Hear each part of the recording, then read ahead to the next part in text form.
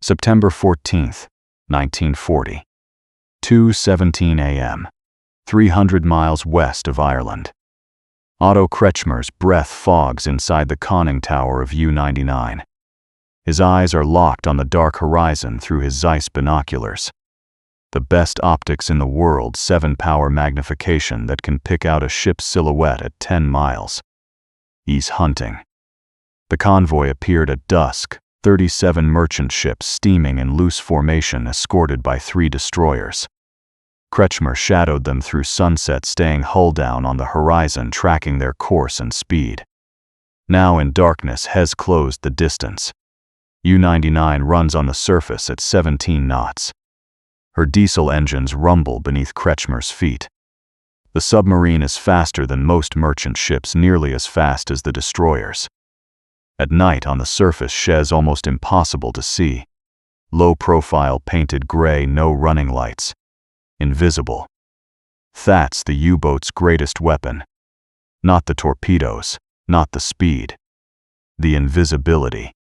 Kretschmer is 33 years old, a former merchant marine officer who joined the Kriegsmarine in 1930. Methodical. Calculating. Ruthless in the professional sense. He takes no pleasure in killing, but he never hesitates either. His job is to sink ships. Tonnage is what matters. Every ship he sinks is one less ship delivering food oil weapons to Britain. Hes already sunk 23 ships on previous patrols. Tonight will add to that tally. Range? He asks quietly. His first watch officer checks the UZO, the attack periscope mounted on the bridge. 3,000 meters to lead ship. Kretschmer nods. Hell, close to 1,500 meters. Maybe 1,000. Some U-boat commanders shoot from 3,000 or 4,000 meters, but Kretschmer doesn't waste torpedoes. One torpedo, one ship. That's his doctrine. The convoy steams on unaware. The merchant ships show running lights. White masthead lights, red port lights, green starboard lights. They're not even zigzagging. Just steaming straight ahead at 9 knots, silhouetted against the stars. Sitting ducks. 1,500 meters, the first watch officer reports. Ready bow tubes 1 and 2. Down in the submarine's forward torpedo room, crewmen make final preparations. Each torpedo weighs 600 kilograms, carries 280 kilograms of high explosive runs at 44 knots. The G7A steam torpedo leaves a visible wake, but at night in these seas, the target won't see it coming. Kretschmer picks his target, a large freighter, probably 8,000 tons. British flag. Hes loaded, sitting low in the water. That means Hes carrying something important. Maybe steel, maybe grain, maybe ammunition. It doesn't matter. Hes going down. Fire 1. The torpedo room crew opens the valve. Compressed air pushes the torpedo from its tube. A muffled whoosh. U-99 lurches slightly as nearly 2 tons of weight leave the bow. Kretschmer counts in his head. 44 knots closing, 1,500 meters. 90 seconds. He doesn't take his eyes off the target. At 87 seconds, the freighter's center section erupts in orange flame. The explosion is silent from this distance, but Kretschmer sees the flash, the column of water and debris shooting skyward. The ship's back breaks. Her bow and stern rise as her midsection floods. Hes gone in 4 minutes. Fire 2. The second torpedo tracks toward another freighter. This one takes the hit amidships, but she doesn't sink immediately. Kretschmer watches through his binoculars as her crew abandons ship. Lifeboats in the water. Men jumping. By the Geneva Convention, Hes supposed to let them go. And he does. Kretschmer doesn't machine gun survivors. Some U-boat commanders do. Mostly the younger ones, the fanatics. Kretschmer just sinks ships. The escorts are coming now. He can see their bow waves, white foam catching starlight. There, racing toward the explosions, depth charges ready. But there, too late. U-99 is already turning away, slipping back into darkness. In 20 minutes, Kretschmar will reload his tubes and circle back for another attack. This is the third night of this patrol. He has 14 torpedoes left. It's going to be a good night.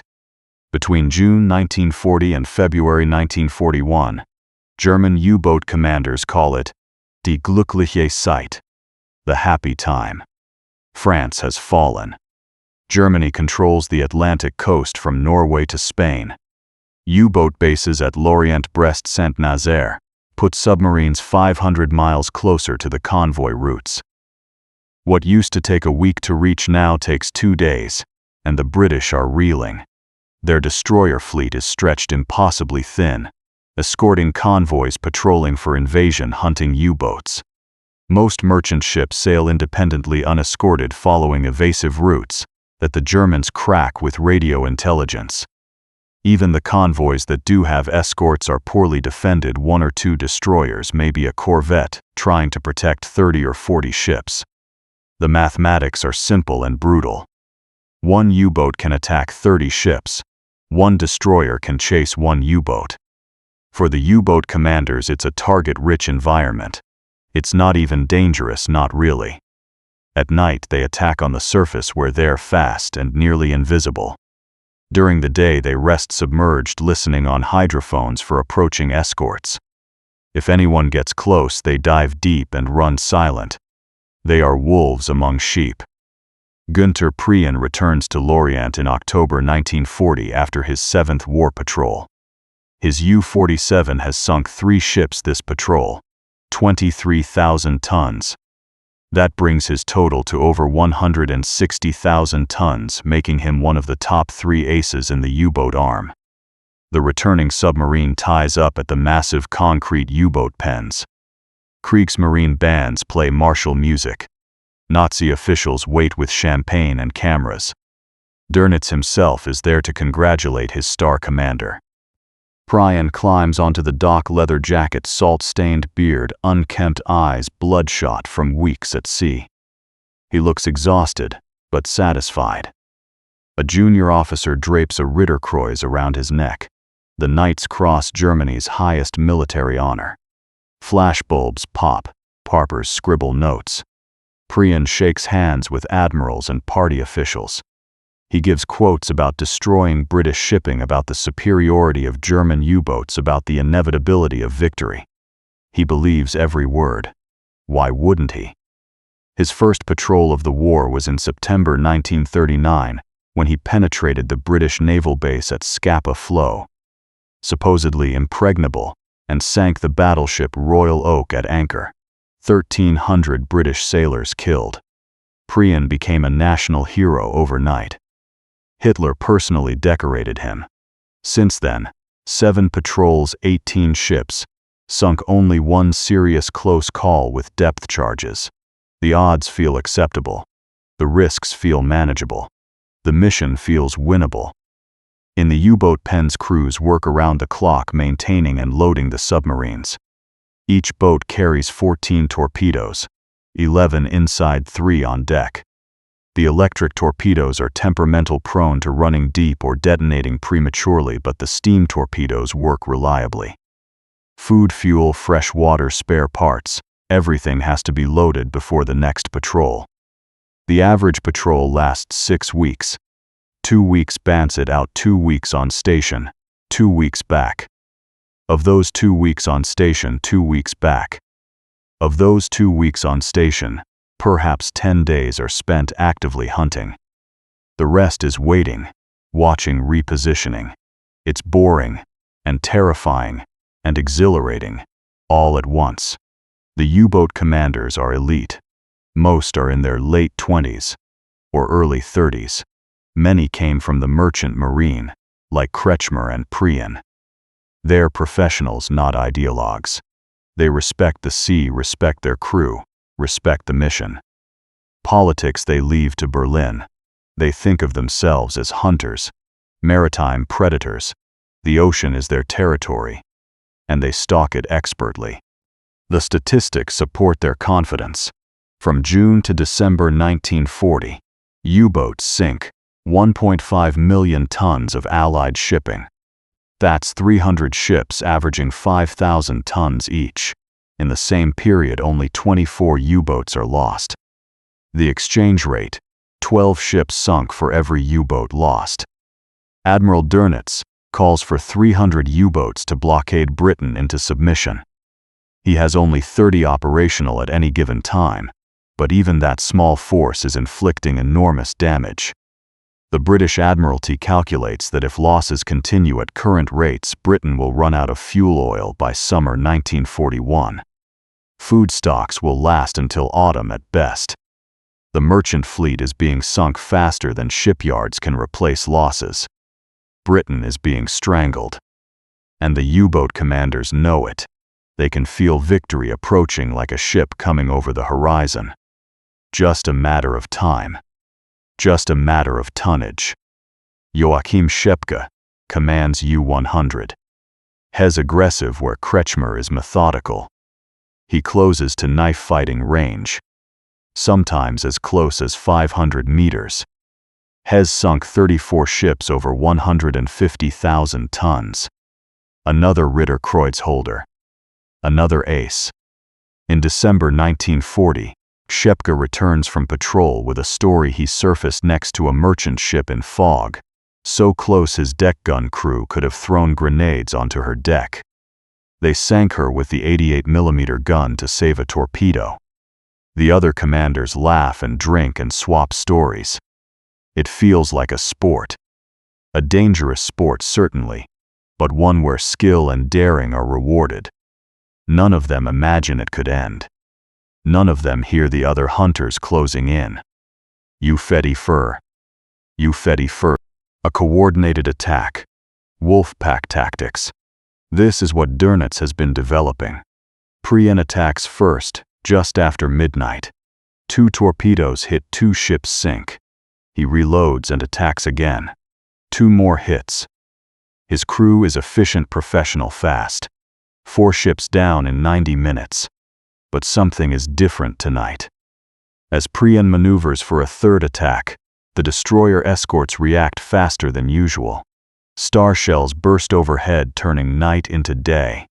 Depth charges detonate, not random patterns scattered across empty ocean, but tight patterns that come close.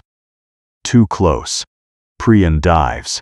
U-47 goes deep, shuts down unnecessary machinery, runs silent. And then he hears it. Ping. A sharp metallic sound. Not loud but distinct, echoing through the hull. Ping. Again. Rhythmic. Deliberate. Ping. Ping. Ping. What is that? Someone asks in the control room. Prien knows what it is. The British have been using listening devices, hydrophones, since late in the last war. Passive microphones that pick up engine noise, propeller sounds. U-boats have them too. Every submarine listens for enemies before surfacing. But this is different. This isn't passive listening. This is active.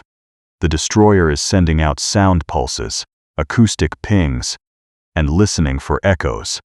When the sound wave hits U-47's hull, it bounces back. The destroyer's operators measure the time delay and calculate range and bearing. They can hear him, even when Hess silent, even when his engines are off. The British call it ASTIC. The Americans will call it sonar.